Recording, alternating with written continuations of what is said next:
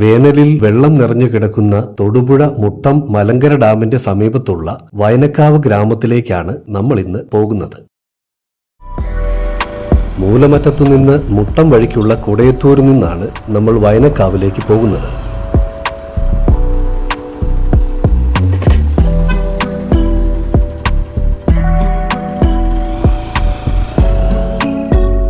കുടയത്തൂർ പാലത്തിലേക്കാണ് ഇപ്പോൾ കടക്കുന്നത്.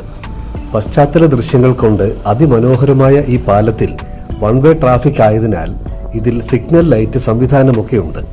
ദൂരെ കാണുന്നതാണ് മുതിയാമല.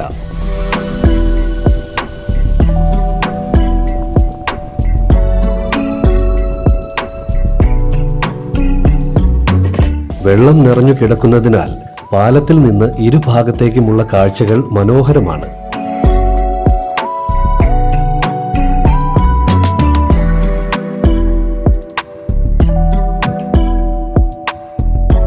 വയനക്കാവിൽ എല്ലാ സമയത്തും തന്നെ സന്ദർശകരുണ്ടാകും.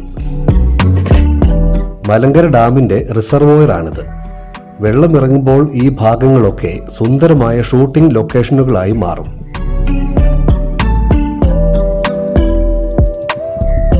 സാധാരണ പുഴകളെല്ലാം മഴക്കാലത്താണ് ഇങ്ങനെ നിറഞ്ഞു കിടക്കുന്നത്. എന്നാൽ ഇവിടെ വേനൽക്കാലത്ത് വിവിധ കനാലുകളിലേക്ക് വെള്ളം തിരിച്ചു വിടാനായി മലങ്കര ഡാമിൽ വെള്ളം കെട്ടി നിർത്തുന്നതാണ്.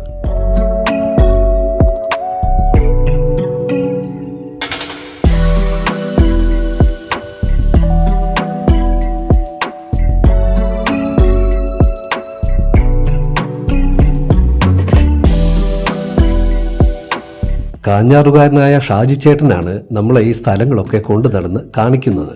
ഈ സ്ഥലത്തിൻ്റെ പേരാണ് കയ്പ. ഇവിടെയാണ് ഏറ്റവും കൂടുതൽ ഷൂട്ടിംഗ് നടക്കുന്നത്. ഇതിൻ്റെ ഏറ്റവും ടോപ്പാണ് ഇലവീഴ പൂഞ്ചിറ. അതാണ് ഈ കാണുന്ന മല. ഇവിടെ വേനൽക്കാലത്ത് ആണ് വെള്ളം നിറച്ചിടുന്നത്. ഇത് കനാൽ വഴി വിടാനുള്ള വെള്ളമാണ്. കുഞ്ഞിക്കൂനൻ, പള്ളിച്ചട്ടമ്പി എന്ന ദൃശ്യങ്ങളെല്ലാം പിടിച്ചതാണ് ഇവിടെ.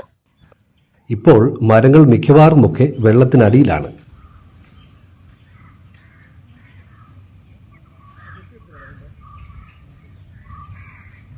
വയനക്കാവ് പാലമാണ് ദൂരെ കാണുന്നത്.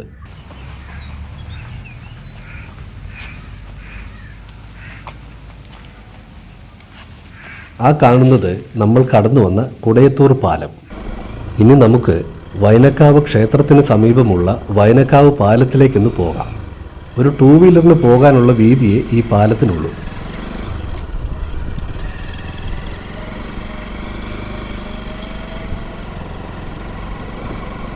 ഒട്ടേറെ സിനിമകളുടെ ഷൂട്ടിംഗ് ലൊക്കേഷനാണ് ഈ വയനക്കാവ്.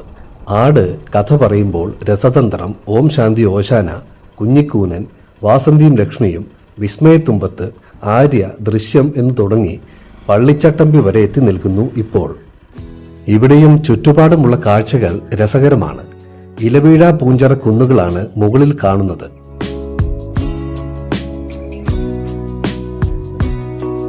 മറുവശത്താകട്ടെ മുതിയാമല, നെല്ലിക്കാമല ഭാഗങ്ങളാണ്. റബ്ബർ തോട്ടത്തിനും പുഴയോരത്തിനും ഇടയിലൂടെയുള്ള റോഡ്. ഈ പോക്ക് നല്ല രസമാണ്.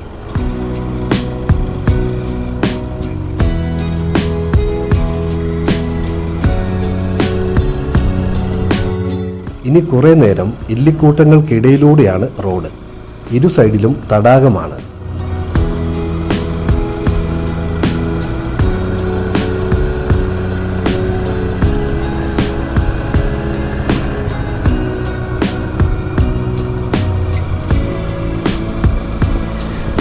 നമ്മൾ അങ്ങനെ ആനക്കയം പാലത്തിലൂടെ തിരികെ കുടയത്തൂർ ജംഗ്ഷനിലേക്ക്.